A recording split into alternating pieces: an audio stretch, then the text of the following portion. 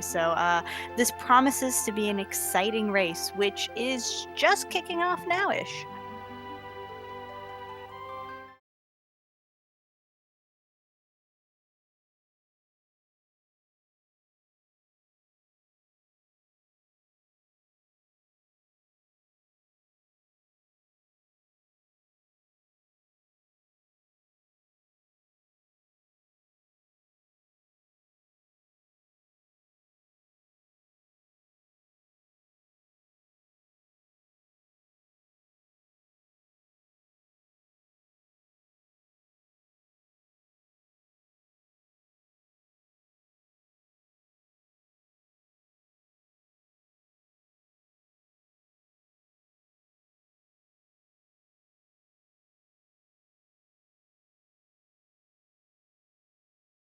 Yeah, we'll hum the themes. Don't worry about it, guys. And we have this. I'm pretty sure go we're ahead. both quiet. Yeah. Oh, okay, perfect. Riku's got it. He's handling the background stuff. So let us know what needs fixing in the chat, and he has got your back. So what's important about these beginning fights, they're not threatening at all battle-wise. Nobody is going to die, but we, right from the get-go, are experience routing. So we want to make sure that question mark here gets up to the appropriate levels. So we want our extra soldiers to run, as you're seeing now.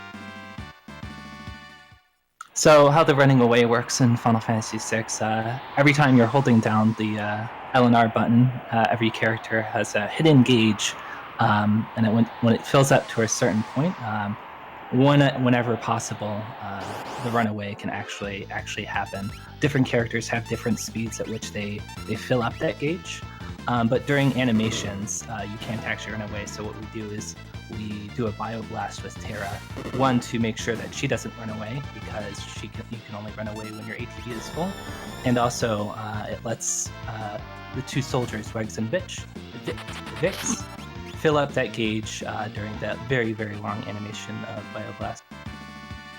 Yeah, so as far as I understand it, for every battle except for the first one, so long as you execute correctly, you will not have a problem getting the appropriate people to run. But I have heard rumors, which I have not had confirmed, that if you just happen to get the wrong ATB in the first fight, that it is possible that even if you do everything correctly, they will not run away. And again, I have not had this rumor substantiated, but it definitely can happen. It's happened to a number of us.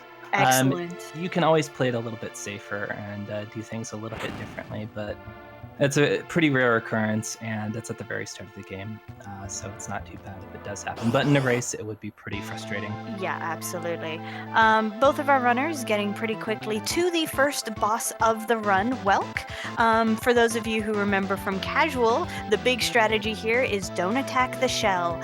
So, and Welk will eventually go inside of his shell, so we want to avoid that. So one of the big boss strategies in Final Fantasy VI is we aim for certain quick kills using the technique called Wait Trick. So what you're seeing both of them do is while certain of the characters are doing actions, they are just sitting in the menu with the menu open. This pauses the ATB for everybody, but especially in what we're manipulating for the boss. So we can sneak extra commands in, and they purposely triggered the counter there to delay Welk's going into his shell, and by doing that, they kill him before any such hiding, and both of them got the quick kill, which is beautiful. To be expected from the quality of our runners. It can be a little tricky to learn if you're just starting learning Final Fantasy VI, but Absolutely. Once you get the hang of it, it's pretty consistent. The only thing that can really throw you off is if first turn Welk decides to be a jerk and decide to slime Terra, which is a slow. But even in that case, if you know how to perform the backup in that situation, the quick kill is still able to be performed. Yeah, absolutely. And so right now our racers, of course, where it's the beginning of the game, are mere seconds apart. And honestly, I anticipate that being the case for most of the run. There are a couple of points, though, that no matter how good the runners are doing, they are up to pure RNG. So those spots could definitely turn the course of this race. So it's definitely going to be interesting to see what happens. But right now, cutscenes! Yay!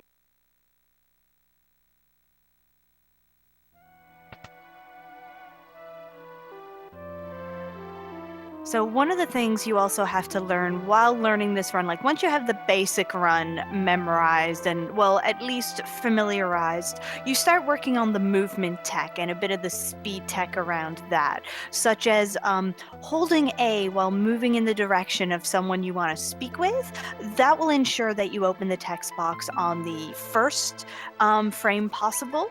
Also, renaming the characters who have any amount of speech down to one character names so that the scrolling text goes by faster. So saves a few frames, but with all the cutscenes you have, that is not a small amount of time. Yeah, even for a short category of Final Fantasy VI, it's still pretty. Still saves a little bit of time for most of the characters to truncate their names to one Yeah. character. I think the only one that's not worth it, as far as I've been told, is Shadow, because he has a sum total of 3 text boxes, so it's just not even worth the time it takes to rename him. So I should assume that both of these runners have set up the encounter manipulation properly. If that's the case, it looks like I see eLmaGus has gotten the correct encounter, and in just a second we should see TheSabin.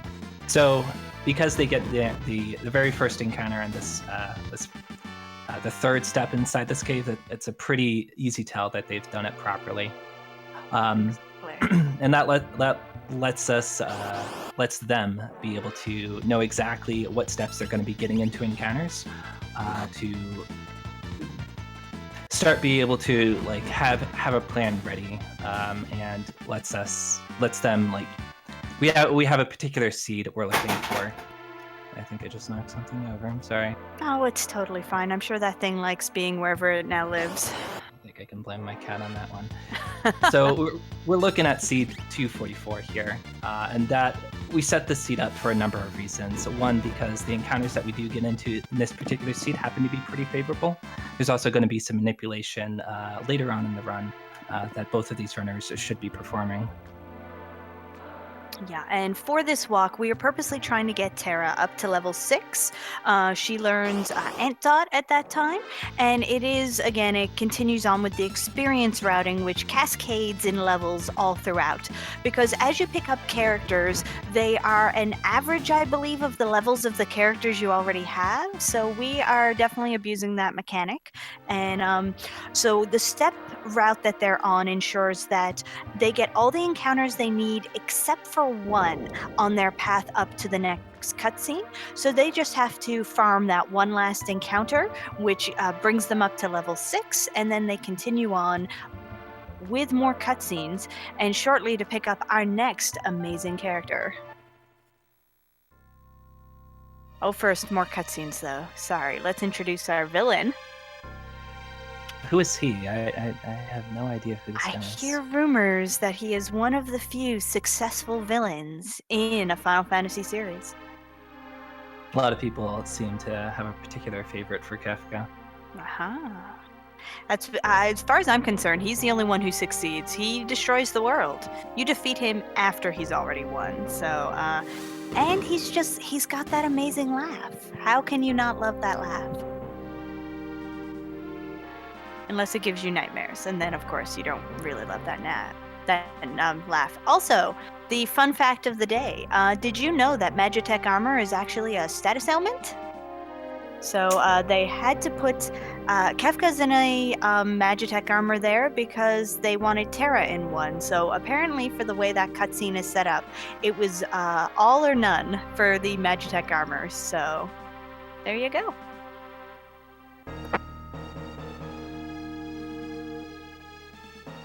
Who's that character off on the right raising her hand there? I don't think I've ever seen her before. I haven't either, but she looks so cool. I hope we do get to meet her. Seems unlikely, though. Oh my god, people are referencing 13.2, and I love them forever. So it is time to pick up our next player character, who is the treasure hunter L. Please don't call him a thief. He gets really angry about it. So never mind that one of his abilities is called Steal. We have already put in a petition to rename it Treasure Hunting. So he treasure hunts his enemies. I think they just had to rename it Steel because treasure hunting would be too long for this Super Nintendo game for it to be able to fit in a text box. Such a missed opportunity. Locke has already complained many times throughout the years, but his calls have been ignored. So, with picking up Locke, we head into the next technical section of the game, and a mechanic which was introduced in 6 and not repeated to the best of my knowledge, because while it's a fun little thing, you can kind of see why it didn't catch on. It's a little too easy to abuse, and if you're a new player, it's complicated and could be quite difficult. So the general mechanic is it's 3 parties. So in this case, the game provides us our parties. You're supposed to walk all 3 of them down, block the soldiers from getting to Terra, who's unconscious, and then eventually get to the boss at the end. We don't have time for that at all. So we're taking what we know in advance to be the best of the Moogle parties, and we are walking our way to the front. And what's a really cool thing about these is while the enemies are in a movement position, like with their leg out, you can walk past them without actually triggering an encounter. And we happen to know where all of the safe spots to stand are, so we dodge all 5 of the enemies and head straight for the boss. The boss is going to be pretty straightforward. The one thing that both runners are going to try to do is make sure to de-equip the mithril pike from Mog, potentially the mithril shield too, but really all we need to steal off of Mog is the pike. Exactly, but 2 very important characters in this fight, Mog and a special guest. I particularly like Hutan. Hutan looks like a... yeah. I hear she was a general at some point. What? This is shocking to me. Hopefully we'll see more of this mythical Moogle. So, Sabin did get one of his Moogles stopped, which doesn't prevent him from winning the fight easily, but does slow him down a little bit, because that's a bit of damage he is not getting. So, but again, there is so much of this run left. We really won't be able to determine who is in the lead for sure until after the Velt, I would guess. I mean, even at this point, even something like a single encounter, it could sway the lead. We're still very early on. Like if someone gets a back attack, it's going to take a little longer to get out of that encounter. Yeah, for sure, because while they are manipulating what encounters they get, unfortunately, we don't have a way to manipulate, or if we do have a way, we're not using the way to manipulate things like back attacks, pincer attacks, and such. So that is still random. So sometimes the game loves you, and it's just like, here, have preemptive after preemptive. And other days it's like, have a back attack, have a pincer, have more tears. I believe it's frame-based in terms of determining whether or not an encounter will be preemptive, a normal, a back attack, or a pincer. Right. So we just need to get better at this game, is what I'm saying. Yeah, well, if these guys aren't good enough to do it, who is? Well, not me, that's for sure. So they are going to get the same encounters on the world map, but you're also watching them take a very particular route on the world map. And this is going to be a continuing theme, because on the world map, there are certain tiles which are no encounter tiles, and they're aiming for as many of those as possible. Because not only does the step counter not advance, you don't get any encounters on those tiles. So we like that a lot. So in other places where there are enemies, they just have to be sure to take the shortest path, and there's no big deal. But on the world map, there are very particular paths they'll be taking.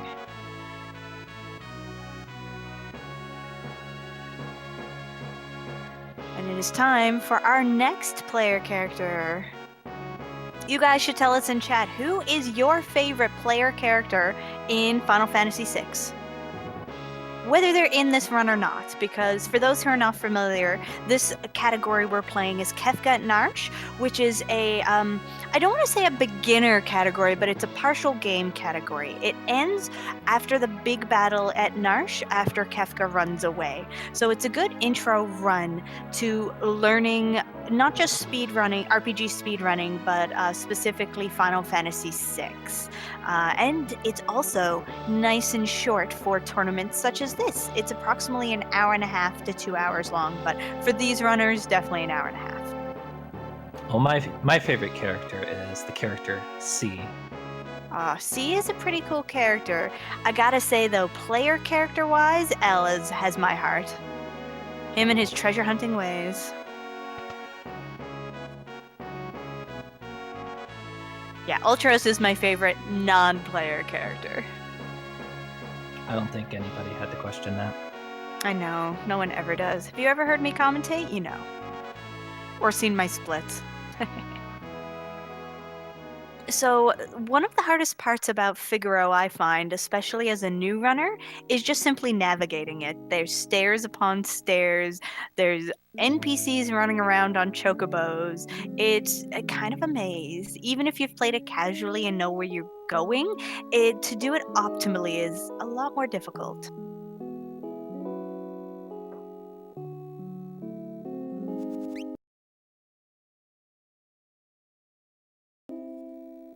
And who doesn't love our favorite bodybuilder, TheSabin, or S the First? I'm really hoping TheSabin leaves. Okay, that's what I was hoping for. TheSabin, TheSabin, not shortening Sabin's name, leaving it as Sabin. Well, that's right, he did. His namesake must stay unsullied. Unfortunately for TheSabin, I believe Sabin is the most referenced character name. I believe not only in this category, I believe in the run as a whole for the longer categories as well. So he's going to lose frames.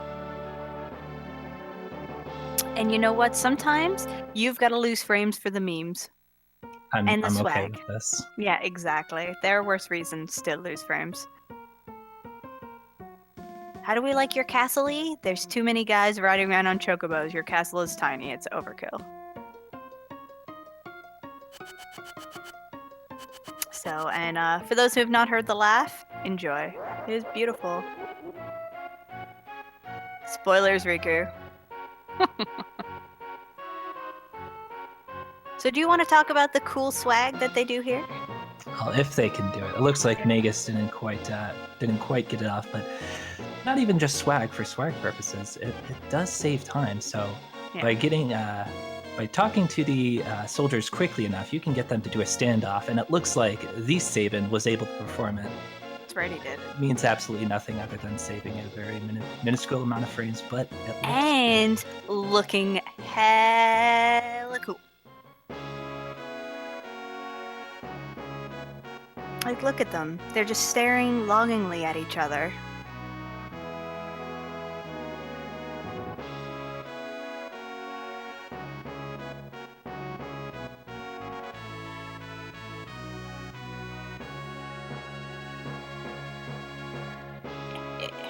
Fixing my stream. Excellent. Okay, so I don't know what the official call on this is, but my belief has always been if you are capable of doing the suplex and at least attempt it, it counts. If you're in a spot where you literally physically cannot because you got the evil toot and TheSabin just cannot, that's not your fault. If you are able to and don't even try, that's what I consider you have invalidated your run. So, but Takaze would be able to confirm or deny that for me. if TheSabin gets confused, or even that's when we're in for a real treat. We can get the much talked about selfplex from TheSabin. The selfplex is beautiful. Now, can he actually, when you guys reference selfplex, do you mean that he can suplex one of your own characters, or can he actually suplex himself? He can actually suplex himself. Oh, I've never seen that. That's the true He selfplex. always goes for Cyan whenever I've had that happen. Oh, that would be, are we going to be blessed by the selfplex, guys? You root for it. It's only your belief which can potentially bring it for us. Maybe if Dreambound shows up, he can bless this run with a selfplex. Yeah, There's a exactly. particularly wonderful clip of that happening to him. Oh, I bet it was beautiful. So, turns out Kefka did not like that you were hiding someone from him, and he set the stone castle on fire. And it looks like Edgar or E just decided, no, we're leaving. And Kefka was particularly delighted by that. But turns out, Edgar is just such a good mechanic. Not only can his castle just collapse in on itself, it can submerge in the sand. So Kefka was pretty displeased and sends his Magitech armor after you.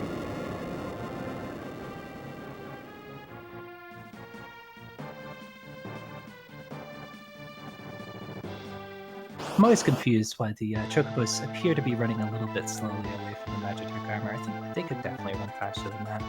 They wanted to be caught, let's be real.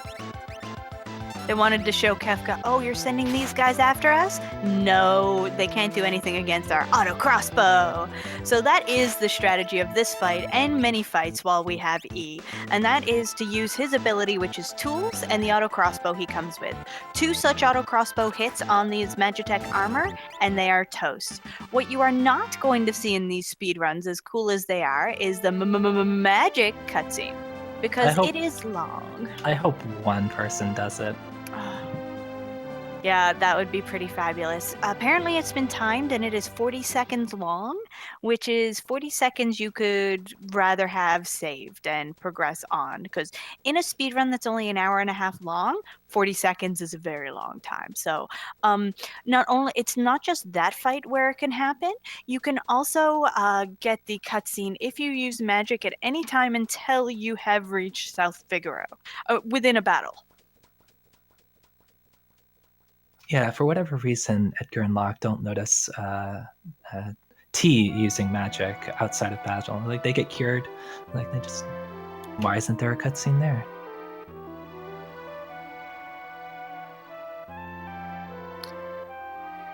So I want you to take very clear note of the fact that not only in cutscenes have our characters used chocobos, but we just use a chocobo on the world map. Please note, it'll be relevant shortly.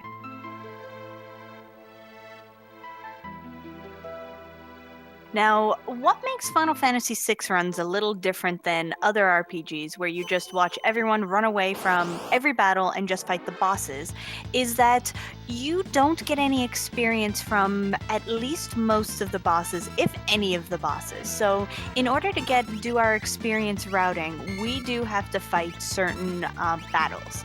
And because both of these runners are on step route, they do know exactly which battles they are going to be getting.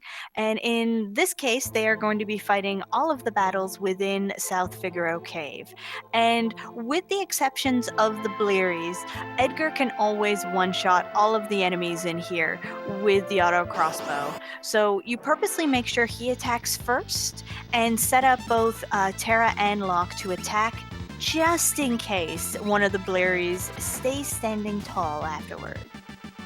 Yeah, not only is auto crossbow particularly strong, but because of the early levels that we put into Terra, that bumped up Locke's level and then the overall average party level. So Edgar joins our party at a relatively high level for this point in the game, just by focusing all of that early XP onto Terra. And for the most part, all of these things are going to die in a single hit. There's a really rare chance that one of them can, the Crawlies I believe, can live with like 2 or 3 HP. Yeah, I think so. I know in one of the runs I was commentating yesterday, it was like 1 HP they were surviving with.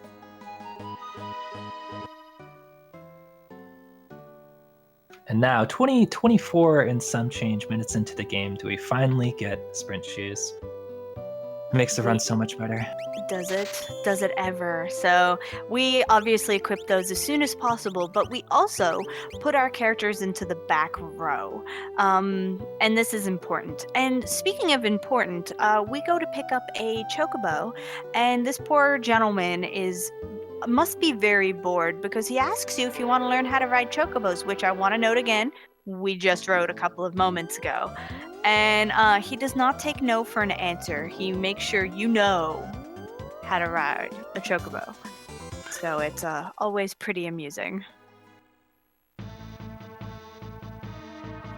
So Magus is starting off with starting in Mount Colts. At the start of Mount Colts, we're going to be running away from most of these fights. But as soon as Edgar picks up the Atlas Armlet, we can start to look to take some of the fights. We're going to be, again, doing a little bit of grinding. We want, before we get to the next boss, we want Edgar to be at level 10, Locke to be at level 9, and Terra to be at level 8. It's going to be a little bit of experience routing we're going to do to get that. And of course, we put the Atlas Armlet on Edgar just to boost his autocrossbow damage just a little bit more if it wasn't good enough already. Yeah, when something's that good, sometimes you just want it to be even better. And that will also be very helpful later on when we move on from the auto crossbow to the Genji gloves. So definitely very useful. And it's also really important to make sure that they get an encounter on the screen as we are looking for this particular encounter. And this is one of the only screens, or it's one of the few screens you can get it on. And you see Magus successfully running away with Locke on this encounter. That's the quote-unquote experience routing that we're doing. Locke doesn't need quite as much experience as Edgar and Terra, just to make it so it takes a little bit less time. And looks like Magus misstep there. He loses about 2 steps. I can see he's grimacing a little bit. Mm-hmm. Not the biggest deal, but I think it shouldn't add any additional encounters. Yeah, and if nothing else, one of the big benefits of the step routing, it's not only for the enemy encounters, but for shortly when they get to the returners hideout and when they're just before they head to the river, because they are on this particular seed, whether they can stay on step route or not, it will allow them to manipulate the river, which will be to a great advantage. So I recommend to all runners of this category and maybe this game to learn that at least to set up the step route immediately, because again, even if you can't keep the step route, that's not so important when you're still learning. It's just setting up the river manipulation is really pretty easy and the instructions are pretty clear, and it helps you so much. It also helps. The same setting up river manipulation will also have an effect on the Velt as well. So you can get two really big time saves done fairly easily, even if your steps aren't perfect. Exactly.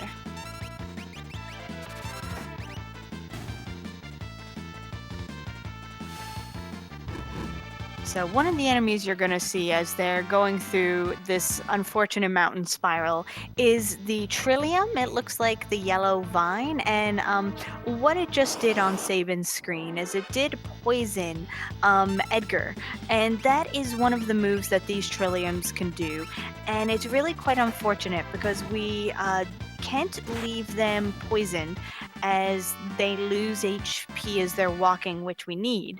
But we do need to maximize the amount of MP that Terra has when we get to the boss, as she needs to optimally have at least 20 MP. Though I did see for the first time one of the best strategies I think I've ever seen, which is having this star pendant, which makes you immune to poison, which Sabin equipped and then unequipped. Yeah, just to remove the poison instead of having to cast Antidote, or Antidot, as it's called. Absolutely. And is there anything extra that he had to do in order to make sure he had enough money to buy that? Or I believe he only bought 2 sprint shoes instead of most people opting for 3 sprint shoes. Right. But it's going to cause him a little bit of extra menuing later on. But it also, the star pendant provides a little bit of safety in Locke's scenario as well. Mm-hmm. which we will definitely go into deeper once we get there. But eLmaGus is just making it to the boss. He was just poisoned with lock, but not such a big deal because it's not a problem while in the battle. And the main strategy here is to make sure that Edgar attacks with auto crossbow and Terra attacks with fire first, and then to row lock into the front row. This protects him by keeping him in the back row at least for most of a turn while Edgar and Terra kill some of the bears, and then putting him in the front row so he can do more damage to help attack against Vargas. One thing that he's also trying to do, I'm sure, is to be able to skip the Doomfist when Sabin comes into the battle. And there's some very slight ATB waiting. I didn't see when Vargas took his first turn, but depending on when Vargas takes his first turn, you can do some certain ATB waiting to make it so that either the Doomfist from Vargas happens immediately, or that Sabin is able to skip it altogether. So we'll see in a second if he did that correctly or not. It saves just a little bit of time, the dialogue just from Doomfist happening mostly. But again, when you're as good a runner as both of these runners are, you want to save every frame, let alone every second. So.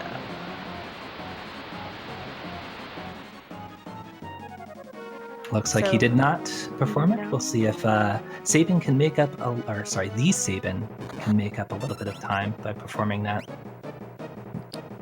Yeah, and one of the beautiful things about getting a cutscene while in a battle is, unlike the cutscenes outside of battle where you have to sit and mash, you can just hold A and the text will automatically scroll, so it's definitely very nice.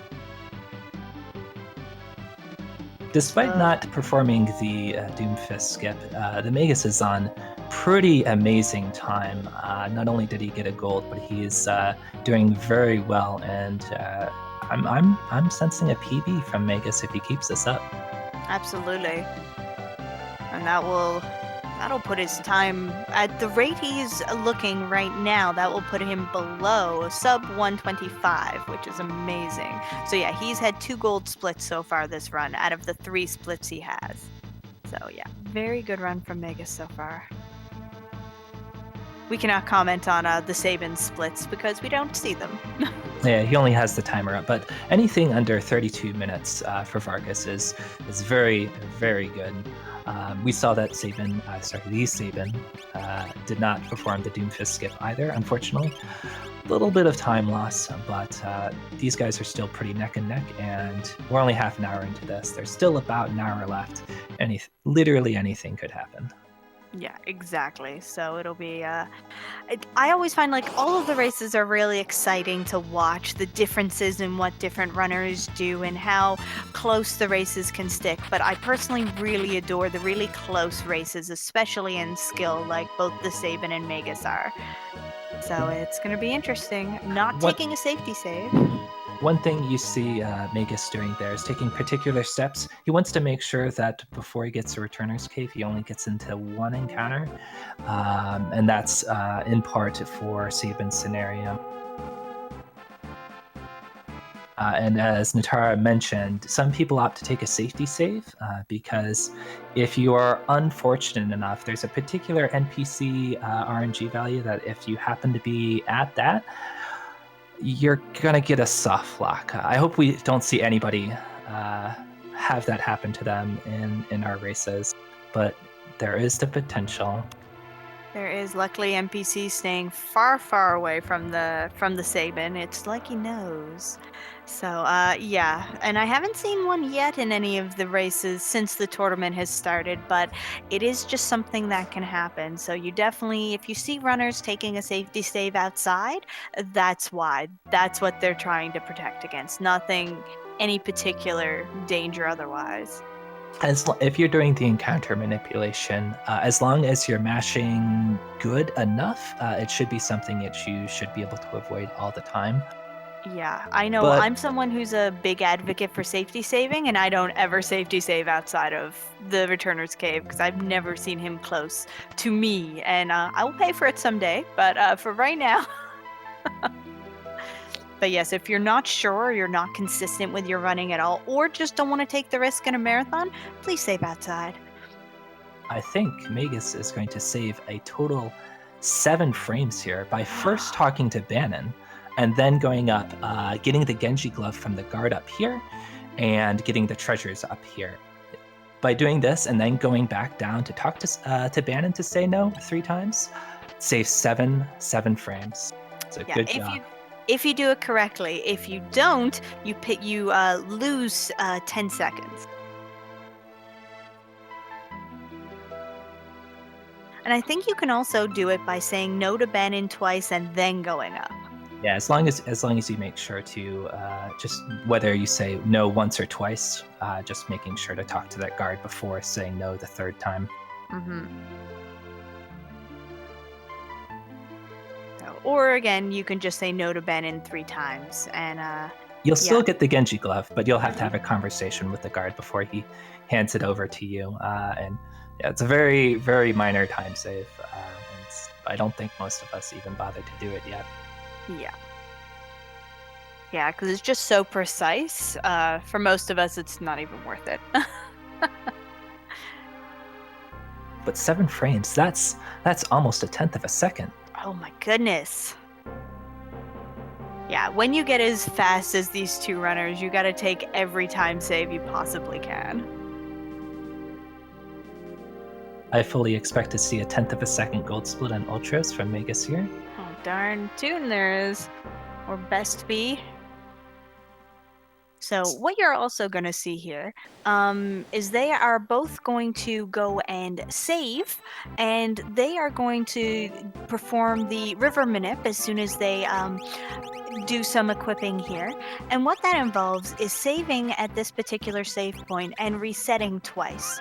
Once just to the save screen and then again within the save screen. And then they'll be looking for the position of a particular NPC before moving on to the next room. And then their river, rather than being up to a potential of 9 encounters, will be the minimum 2 encounters, which is beautiful. You saw Magus move into the next room as that guard was starting to walk on that carpet. That's our cue to move down into the next room. And yeah, for whatever reason, the river encounters past the first 2, which are just unavoidable, is based on the NPC movement value. Why that's the case, it just is. It could be potentially possible to set this up in a way where you didn't have to do the resetting like you saw our runners do, but I don't think anybody has a consistent setup for that. It would probably be a little bit too difficult. For sure. Now, what you're also going to see is most likely they are going to make everyone else run away on the second battle except for Edgar. This is another little bit of experience routing, but just to get Edgar to the next level so he does a little bit more damage. Some runners opt to not level up Edgar here. If I had to guess, TheSabin might not do it, and just opting to run away. I've started to do that. It's preference. It looks like TheSabin is opting to get to level 11 on Edgar. It saves a little bit of time, but it does provide a little bit of extra safety, as you mentioned. It does give a little bit of extra damage to Edgar in the Ultros and Kefka fights.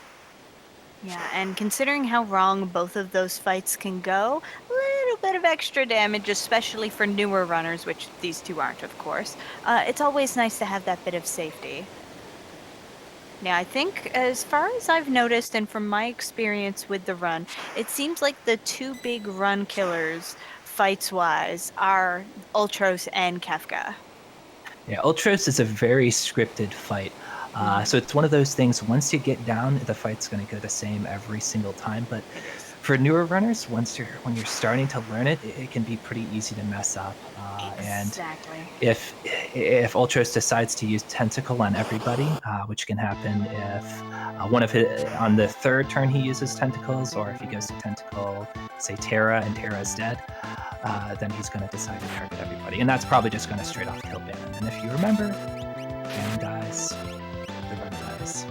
Yeah, and that is definitely very, very bad. So yeah, doing more of the weight tricking where we're sitting in menus while other people attack. And like Takaze mentioned, we are just trying to dodge attacks from Ultros because he has the potential not only to one-shot characters, but to do party attacks. And it's just really quite nasty. But again, like he also mentioned, completely scripted. So once you have the timings and everything for this battle down, it should go the exact same way every time, unlike some of the other boss battles.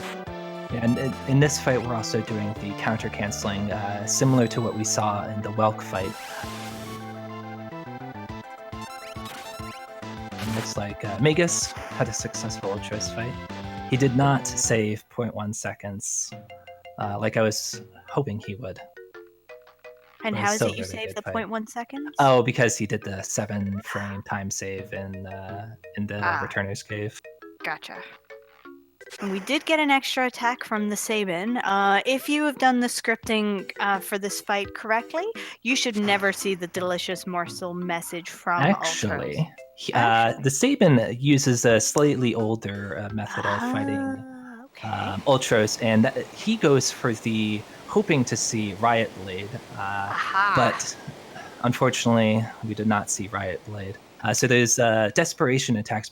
People may be familiar with those. In certain situations, when your character's in critical HP, 25.6 seconds of battle time have passed. I think that's the number. There's a 1 in 16 chance that when your character attacks, you'll get to see a cool desperation attack. And Terra's is called Riot Blade. And older versions of the strategy that for Ultros that some people, like TheSabin, still opt to do. If you happen to get the Riot Blade, it saves a little bit of time, but otherwise, I think it is 4 seconds slower than the current strategy that most people opt to do now. Yeah. It is slower 15 out of 16 times. That is correct, Lynn. Yeah, so in most cases, people don't even try. If the fight doesn't go right and you happen to have a low HP Terra, well, then you definitely make her attack in most cases. See if you can get that, but yeah, it's not so much the strat anymore, but definitely amazingly cool when you see it happen. I'm not too sure if Sabin does it, mostly just because that's what he learned first, or if he does it just for the 1 out of 16 chance. I think there's actually 2 chances in the fight for Terra to Riot Blade.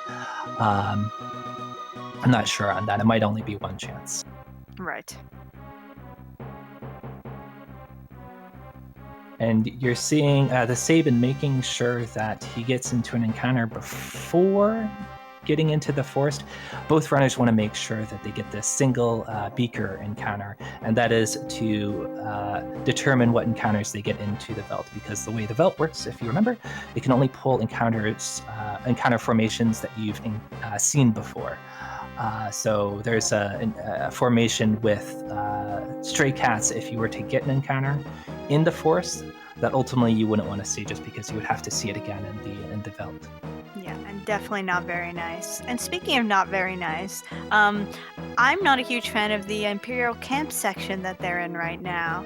The reasoning for that is it seems like it's move a little bit cutscene. Oh, we're going to give you freedom to move again for like 4 steps, and then there's another cutscene. So you do get a little bit of fighting in between, which is definitely nice, but I hope you like cutscenes because we have them for the next little while. I don't know. I'm a fan of these little bit of cutscenes because we get to see the very successful attack from these Imperial soldiers on the Doma Castle. Look. So on the TheSabin screen here, look to the soldier on the left to see what he's doing, how he's attacking this castle. He's trying his best.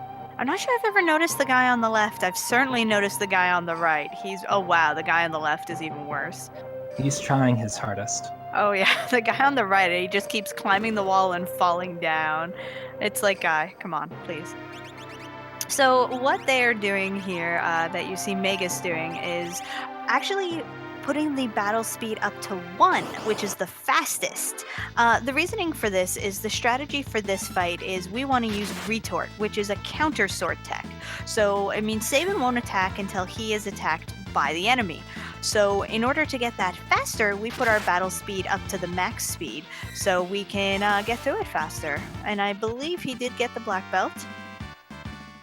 Not that it matters too much, but in the full run categories of Final Fantasy VI, you do hope to get the black belt, which is the common drop, as opposed to the Phoenix Down, which is the rare drop.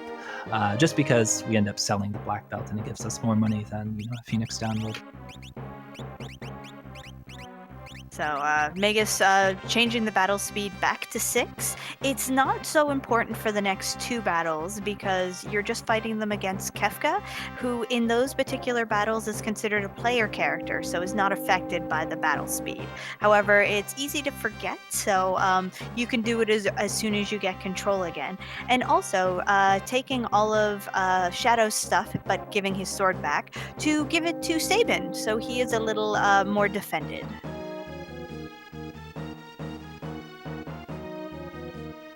We see the ever amazing General Leo. Could be my friend if he weren't my enemy. And for this particular run, yes, they're playing the Super Nintendo version. But if you're talking about which Super Nintendo version, the answer is it doesn't matter. Yeah, it is. Yeah, Wonderswan color. Guys, you weren't supposed to tell. That would be so shiny. I wonder if anybody's looked into Speed Tech for the Wonderswan color for Final Fantasy VI. We will soon. Wait. So, turns out Kefka, as soon as the more noble General Leo leaves, who believes more in the, rules of war, Kefka's like, we're trying to kill these guys. They're, not letting us win. Let's just poison them. And Leo's like, that is an awful idea. But as soon as Leo goes, Kefka tells the soldier, go ahead and poison them. And the soldier's like, excuse me? And the Kefka's like, do it. Do I look like a waiter? I don't know. He looks like... Yeah, I think he does.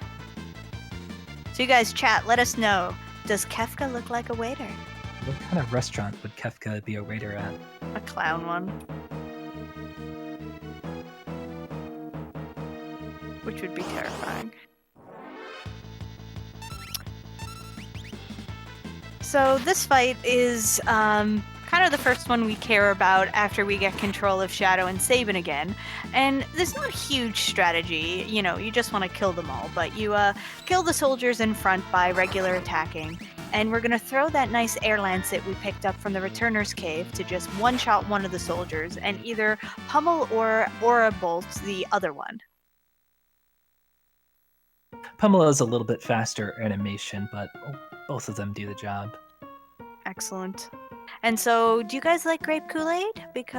Or the purple stuff? Because Kefka certainly does, and he's really, really hoping the people of Doma do too. I think the people of Doma are allergic to it, actually. Yeah, all of those dyes? Like, that color purple? Not normal. And I agree, Kefka's theme is fabulous.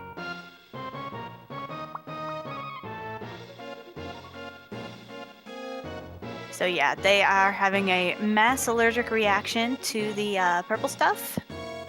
Not a good scene. No, I think Sunny Delight would have done worse. Let's be real, guys.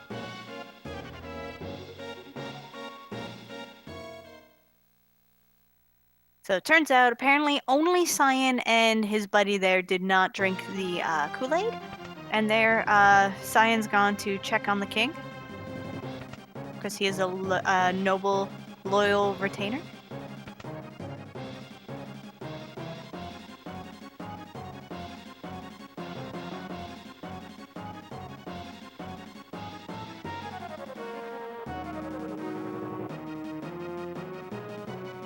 So get some more cutscenes. Also, I've had it pointed out, and I have to agree. Who puts 2 headless suits of armor in front of their throne? Is it just because they're missing the heads? Are they trying to scare people? Do they just like the look? Oh, there's a lot of those armors lying around. I think Hero Castle had some. Yeah, they're a very popular fashion trend here. and in all the other castles. So Cyan goes to check on his family, and unfortunately, they also drank the Kool-Aid. So good night to Cyan's family. So, needless to say, he is not pleased whatsoever about this and flees in a rage to the Imperial camp.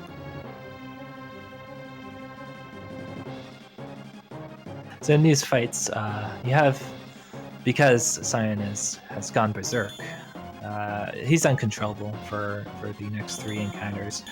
Um, and not that these fights are particularly difficult or anything, because we can mostly get through them by just fighting. Yeah, and that's exactly what we want Cyan to do is just attack. Where we don't have control, he could basically do what he wants, and we're certainly hoping he does not do dispatch, which still gets the job done, but is slower than just regular attacking. So for these first 2 fights, it simply doesn't matter so much because it's just grunts. But for the third fight, it is definitely optimal for him to just regular attack one of the grunts there. But again, that's total RNG. And did you know that you can get in between Cyan and these soldiers and get thrown out of the way? Don't do that in a marathon. It loses time. I did that plenty when I was a kid. I thought Yep. it was the funniest thing ever. I never did it as a kid. I didn't find out till I was trying to walk correctly and in the Imperial Castle while learning this run, and then I was just like, what? So you see on the Magus screen, the Cyan decided to dispatch the cadet there. So there's kind of 2 ways this fight goes. Either Cyan kills the guy in the front, or he attacks the cadet. You can just follow a flow chart of what to do in that situation to save the optimal amount of time. So we have Shadow throwing a dirk at the cadet to just finish him off there. We'll see what happens on the TheSabin screen. Yep. Yeah, that Dirk technically belongs to Locke. When he leaves your party, he leaves all his stuff too, because, well, anyone familiar with his scenario knows you don't need those clothes anyways. So we're just gonna throw it, because if he wanted to keep it, he should have taken it with him. Locke, I believe Locke uses rods, not dirks. Right, I have heard that. Definitely much more effective. And if he's not effective, well, he's gonna learn to be, because we just threw away his Dirk. Something both of our runners should be doing as well. Very, very important technique here when you're in the Magitech armor is to make sure to properly color code your beams. You have to make sure to have all 3 colors showing. So you see fire beam, bolt beam, and ice beam. I believe I think TheSabin should be doing it properly here now too, because he's the one who taught me how to do that. It means absolutely nothing, but what else are you gonna do? It's true.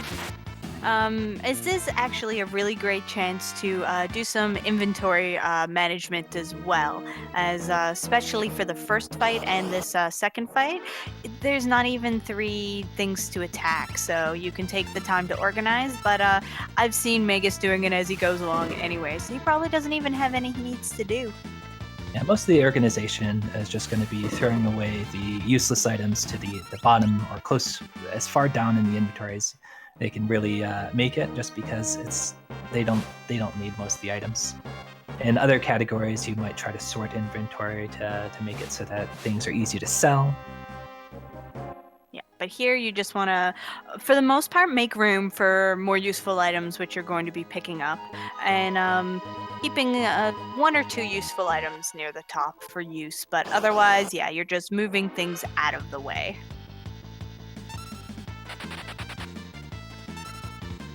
I love this color beam thing. I didn't actually know that. Why was that not in the notes? It I feel really betrayed. should be. I Someone know, needs I to feel tell betrayed. LCC to update the notes. It's Yeah, well, very important. yeah. I hope everybody now correctly does the last bit of I will definitely make sure to mention it from here on in. Everyone should know the wonder of the rainbow beams. It looks like we have a back attack on eLmaGus. That is unfortunate. These ghost encounters are really quite not nice at all. They use fire, which is pretty damaging, and it's not so bad if it's before the spring, but after the spring, we're just trying to conserve HP as much as possible, and some of these encounters can be quite nasty. Luckily, because both of them are doing encounter manipulation, one of the big benefits of doing encounter manipulation, other than what we've already said, is it makes the Phantom Train much safer.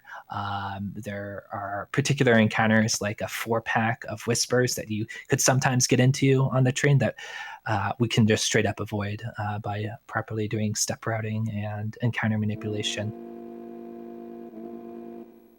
Ooh, Magus is making a face because he burned a few extra steps a little prematurely, but he's going to have to burn a few steps in the next train car anyway, so I think he should be okay. Absolutely. But if he burned too many steps, he might get in a situation where he gets into an extra encounter before the Veld. And that wouldn't be particularly great. Not the worst thing ever. Exactly. So, one thing, because of the step route and how, other than in these first couple cars where you do have to burn a couple of steps, you're going to notice that they're not going to be dodging those really annoying ghosts that get in the way. They're going to stand there and wait for the ghost to get out of their way. So luckily, eLmaGus did still have a few steps to burn before he exited the second train car, so you won't have a situation, unless he makes another mistake, where we see a particular encounter we don't want to see after the train. Absolutely, because for those who are new to the game, any encounter which you experience at any point before you reach the Veld can and often will show up on the Veld. So that is not ideal, especially for some of the really quite nasty encounters.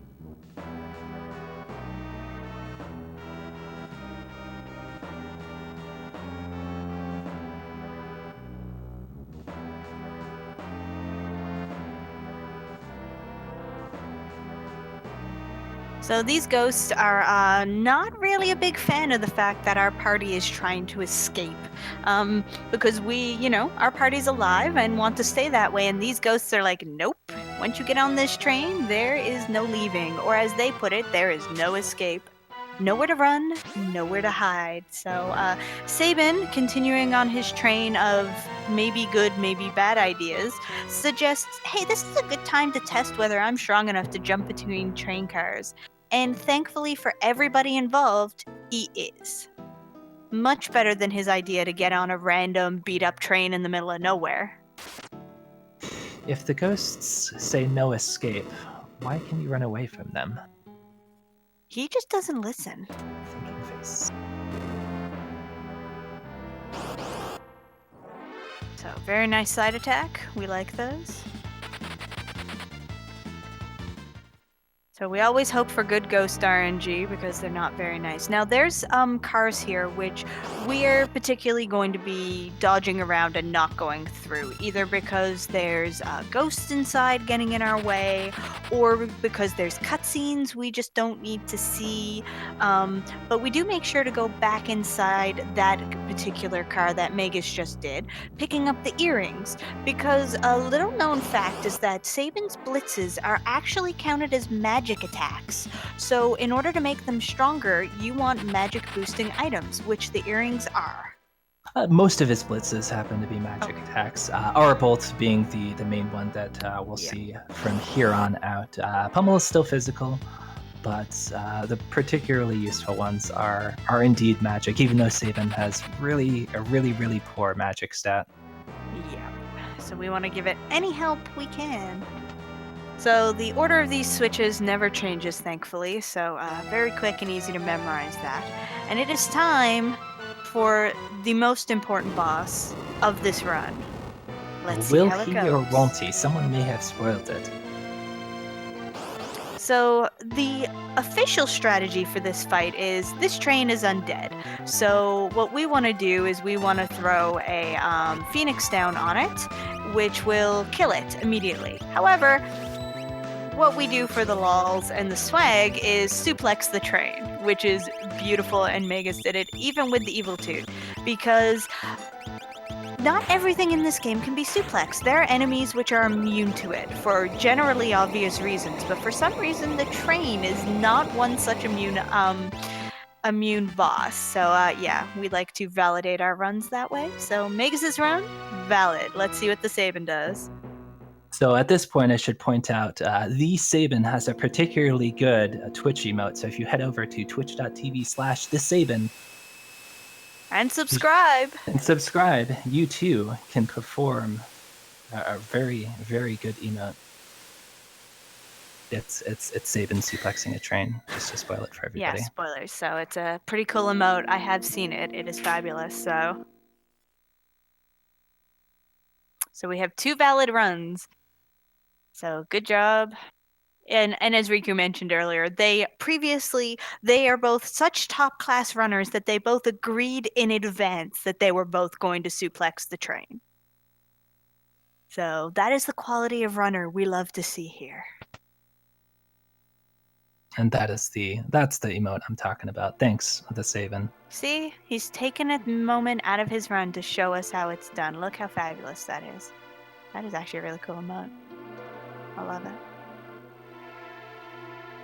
Ben, as far as I'm concerned, as long as you go there and you are attempting to do it, but if the train says no, that's all you can do. You tried. So I consider that valid. That is up to popular opinion, however.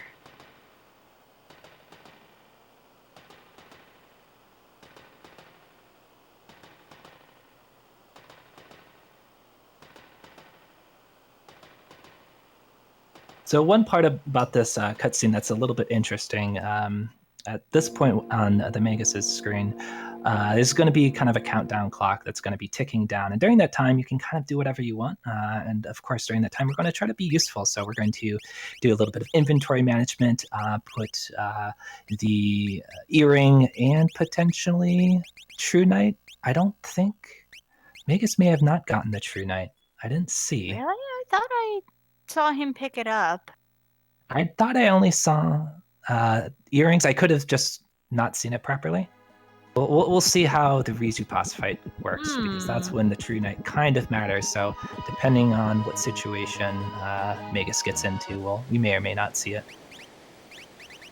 So it's always a little trippy to walk up to Barren Falls when you're poisoned, but unlike the earlier situation where you do want to remove poison, it's really not worth it because as soon as you jump down that waterfall, you get a free heal. Yeah, any status ailments and you get a full heal.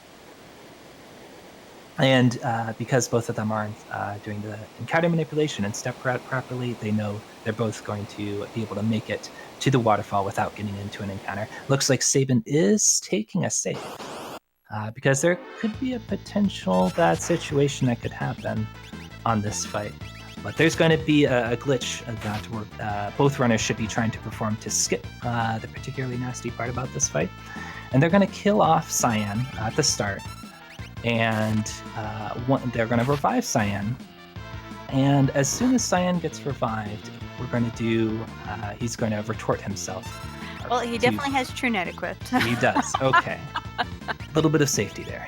Yes. And when Cyan retorts himself immediately after being revived, he enters this kind of unusual state where he's a little berserked and he wants to use retort on any physical attack that happens. And what we're going to do after that is we're going to suplex with Sabin, suplex being considered a physical attack. It's going to miss the fish, but it's going to cause Cyan to retort the fish. And for whatever reason, that skips the AI and the Piranha to cause Piranha to want to spawn either more Piranhas or Rizupas. So it looks like Magus did it successfully. And you just notice how the battle immediately ends. We should see it happen for the Sabin screen as well in a second here. And I believe how that part of the glitch works is if something dies to both a physical and a magical attack, it kind of skips the death AI. And you can see it happen in a few other fights as well. But this, in the Rizupas skip, that's kind of where it's most impactful. So, and you saw there on the Sabin stream, making sure to not initiate that blitz until the retort had been initiated, because otherwise it's just a waste of a turn. You're not going to ruin it, but it won't actually activate the retort because it's in the wrong order. So I'm getting our lovely Gao. So these guys are really not very far apart, as you can see. They're both on the same screen. Yeah, as Lynn pointed out in chat, you can get in kind of an awkward situation where if Cyan tries to attack himself, Sabin's going to block it. So if Cyan enters critical HP when you have the True Knight on, only Sabin can kill Cyan because Sabin can't block himself. So it's optimal to have Cyan die before he enters critical HP. So one of the beautiful things about having the step routing here is they know what encounters, or generally what encounters they are going to get on the Veld. And usually a pincer attack is not something you want to get, but in this case, not only are the enemies easy enough that you can quickly kill them just by doing a regular fight command, but in a pincer attack, Gao is guaranteed not to show up, which is definitely a situation you want. It's the same reason why they're running from all of these fights. They want to wait until they have the dried meat, which they're about to pick up from Moblitz, so they can recruit Gao when and if he shows up. Yeah, the Lobo Guard fight, it would be better if we could find some seed that could avoid it, but all the other benefits that this seed gives us, like all the other fights in the Veld, kind of outweigh the small negative of, okay, you have to do this really short fight. Because now, as you see on the eLmaGus screen, we have a single ghost encounter, easy to kill.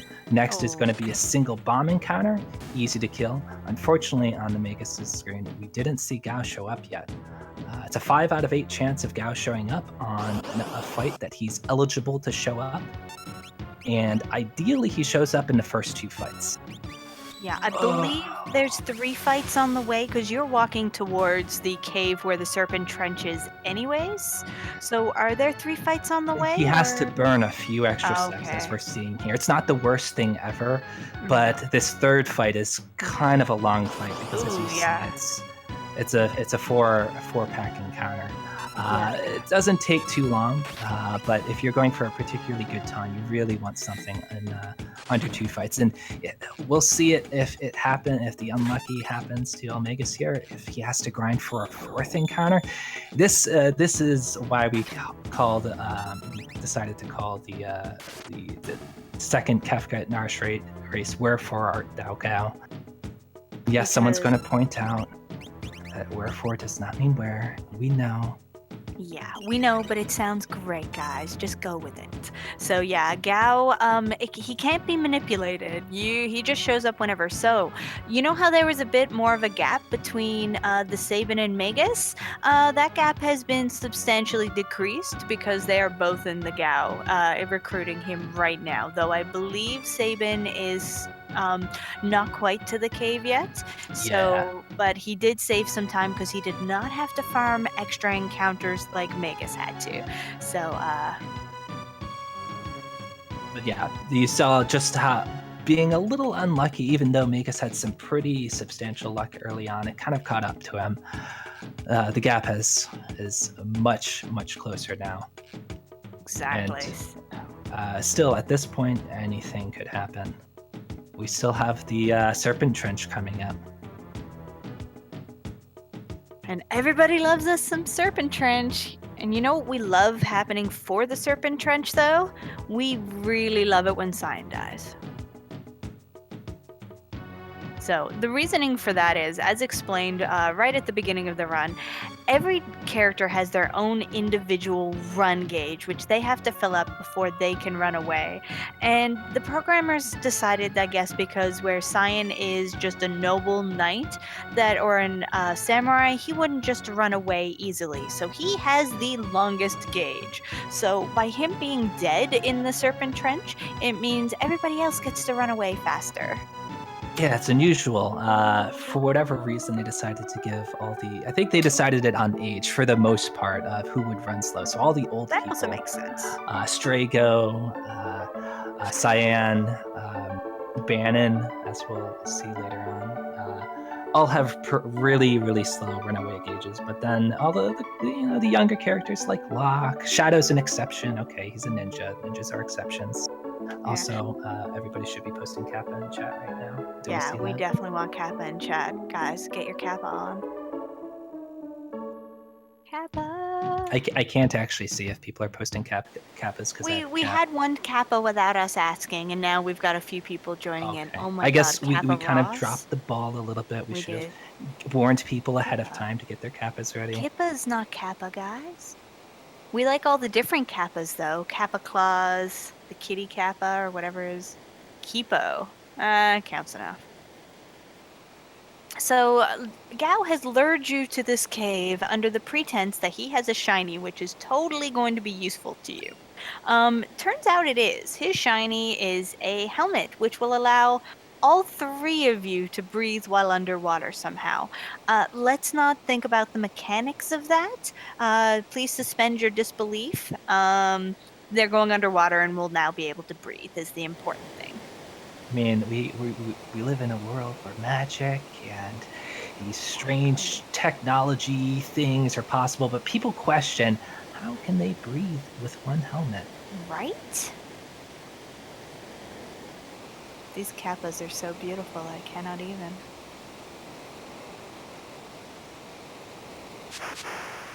So probably one of the scarier fights potentially we may see is going to be the first fight from, or potentially the first fight from the Magus. You can get a single Anguiform fight, which has the potential of deciding to Aqua Rake on its very first turn. Not something we have to see, luckily enough, for Magus. Maybe we'll see it for Sabin. And if you do happen to be unlucky enough to see Aqua Rake, that's probably going to kill you. Yeah, it's really not cool at all. And so runners tend to opt to, instead of running away from that fight, to just Aura Bolt with Sabin, just because it tends to be a little bit faster. Just to kill one thing, tend to have to run away from something that might decide to kill you. I think it's a pretty good strategy overall. And we'll see, there's two directions that we're going to have to input. We go right and then left. It's just faster. You get into less encounters.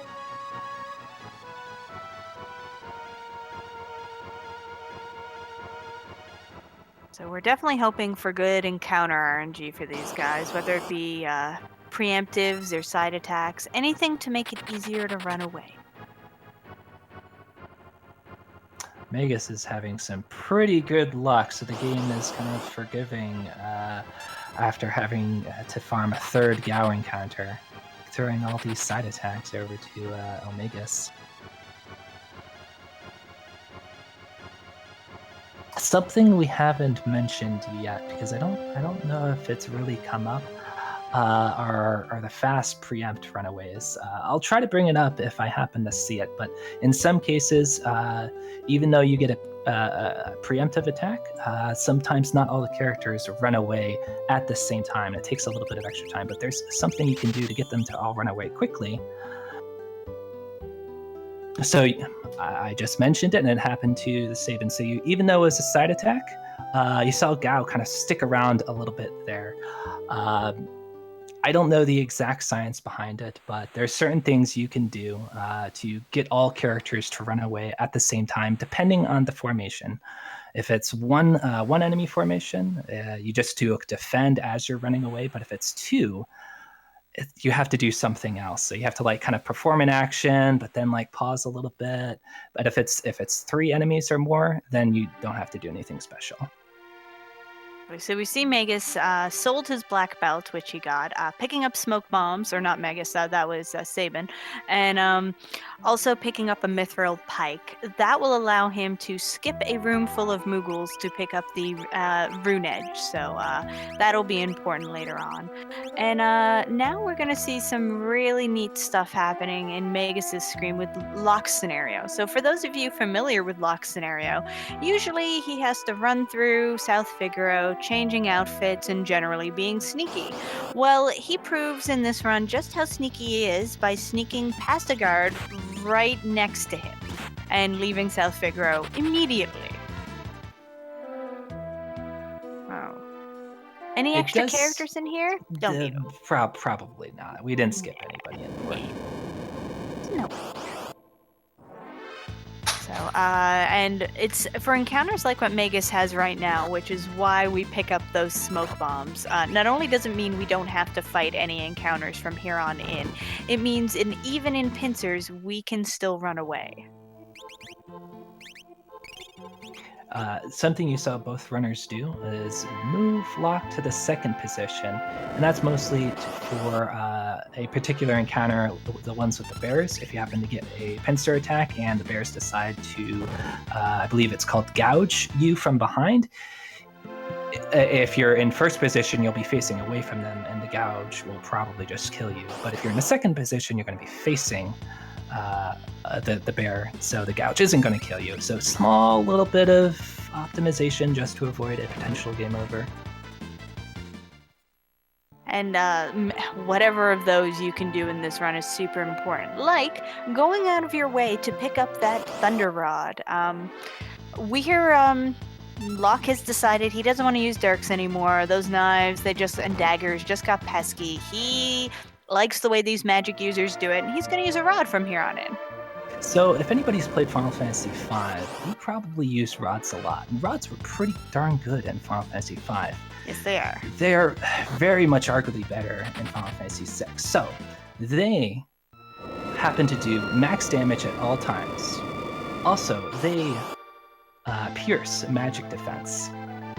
In some runs, some categories of this run, we heavily rely on rods, but the first time we get to see it is just completely one-shotting tunnel armor, as we see from this. So the partner which you may have seen him have, and the ghost that spoke with him, we don't need them. Locke's got this handled. Locke's just talking to himself.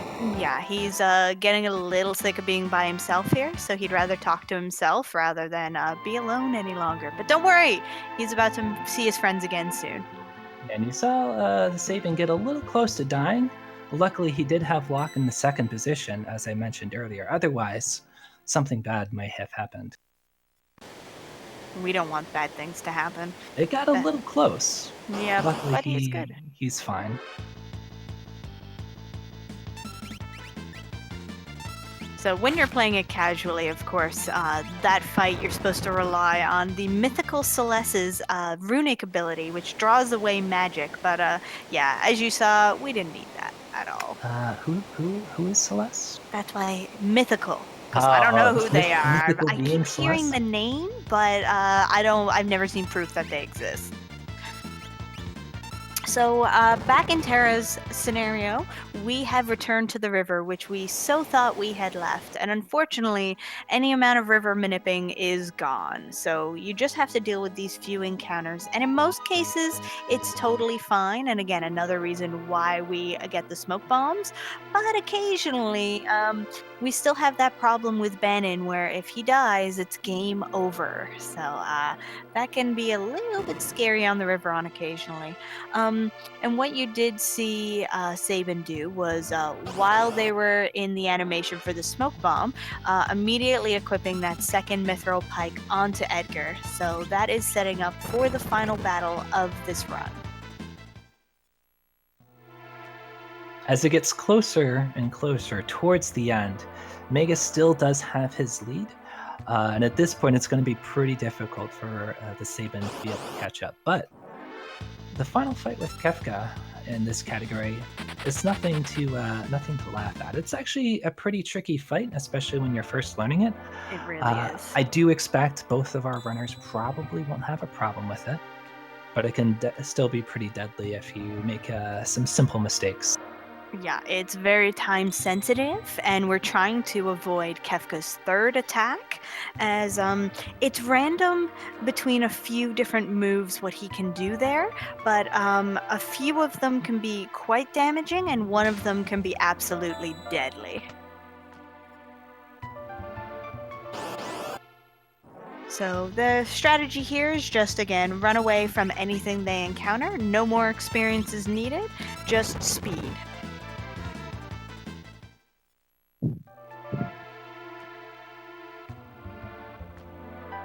And as always, we want to see the thing. I don't think we've seen the thing yet from any of our runners in this race. I certainly have not. Do you want to explain the thing?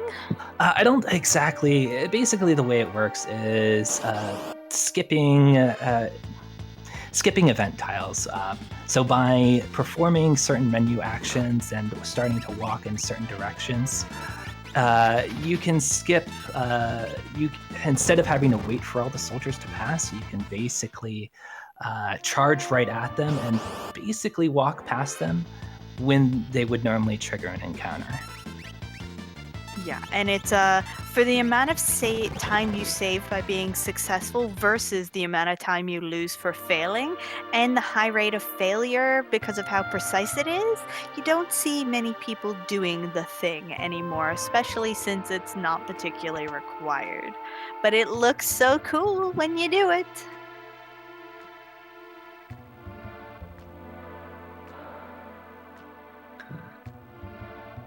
So we are just finishing up Terra's scenario on eLmaGus' screen, and then we have our last set of cutscenes before the last mega battle of the run.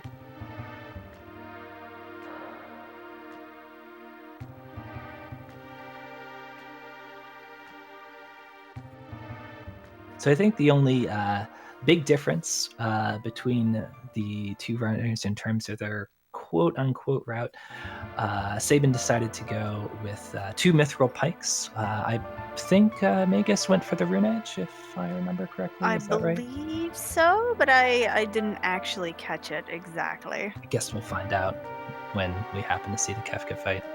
Yes, we certainly will. No big difference between the two. Getting that second mithril pike is a little bit faster. And does a little bit more damage, I believe, as well. Yeah, not enough to really make a difference. If I No, it remember certainly correctly. doesn't. It's just, I think the main reason for doing it is mainly just dodging all those Moogles can be a pain. So, Yeah, sometimes one of the Moogles can just decide to block that little hallway, and you just have to wait for him to pass. yeah, so if you choose not to do that and buy the pike instead, you dodge all that risk. So yeah, guys, if you're not aware, we have an evening full of Final Fantasy VI ready for you, both on this channel, RPG Limit Break, and also on my own channel at Twitch/Natara. So you can look at the schedule, which Riku posted a few minutes ago, but with the awesomeness of you guys talking has scrolled already, I will post it again. You can check the schedule and find out which matches you want to check and where they will be located. So there is so much more Kefka at Narshe if you guys are interested this evening. And for the rest of the week, really, but especially this evening. If one amazing run is not enough for you.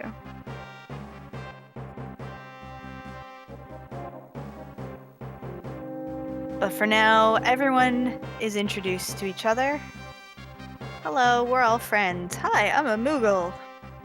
Stone Cold. It's Kutan. Sorry, General Kutan. Exactly. She has earned that title, thank you.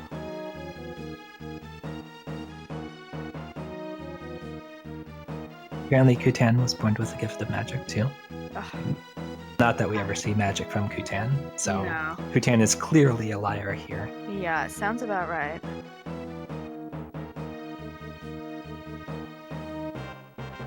So eLmaGus not taking any bit of safety in this run. I don't think he's done a single safety save. No, I He don't has think he full has. confidence in himself. Oh, as he should. Okay, swapping around his party order, as that does generally matter. But we are going to do the same basic thing that was done in the Moogle fight at the beginning of the run, which is load up one party for Bear and send them ahead of everybody else, dodging all encounters and running straight for Kefka. And the run officially ends when you hear the sound of Kefka escaping. So there are two waves, as it were, of soldiers. You use Edgar to dodge into the safe point away from the green soldiers. And once the last one on the left passes, then you move ahead, waiting for that last one to move out of the way, because there's plenty of leeway. There's a huge gap in between the green and the brown soldiers. You don't want to waste time fighting any of them. So you move to your second safe spot and move towards Kefka. Now, you have to be really careful and time it correctly to dodge that rider, because ain't no one got time for Netta Rider. So the main thing with the Kefka fight is to make sure that SabIn gets a fairly quick first turn, and you want to make sure to wait trick that first Aura Bolt. What you're looking for is SabIn to get a second Aura Bolt before Kefka is able to get his second turn off. And if that does happen, like we see from eLmaGus, you should be able to kill Kefka before Kefka gets his third turn off, which has the potential of a party wipe. Yeah, exactly. And you see here, this is the first time we get to see Kefka's really cool in-battle sprite, rather than his player character sprite. Not creepy at all. And it looks like eLmaGus is done. He is. As soon as we hear this escape sound. So we do have an official SRL time of 1:25:07, which apparently is a new personal best for SRL. That's a new personal best off of SRL too, by about 6 seconds. Which is fantastic. In just a few seconds, we'll see TheSabin finish up as well. Both of these runners should get a 1:25, which is a pretty amazing time for this category. Both really quality runners here, and really good run that we saw from both of them today. Yeah, and let's just watch the end here of TheSabin and see. And you have to know, like, this is Swiss round, so all of the first round was completely random matched and not by skill. And it just so happens that these two amazing runners got each other, so they're both like final match to begin with. But even with SabIn dead, TheSabin has completed successfully, and his final time is 1:26:03. So congratulations, GG to both of our runners. That was amazing. A very, very good run. So make sure. That was a close call. It was, but make sure to follow both of our runners. They did a fantastic job. And I'm going to post the Kefka Narshe schedule. So guys, if you're interested in more races today, both on RPG Limit Break and my own channel, check out who is where on the schedule that I have linked.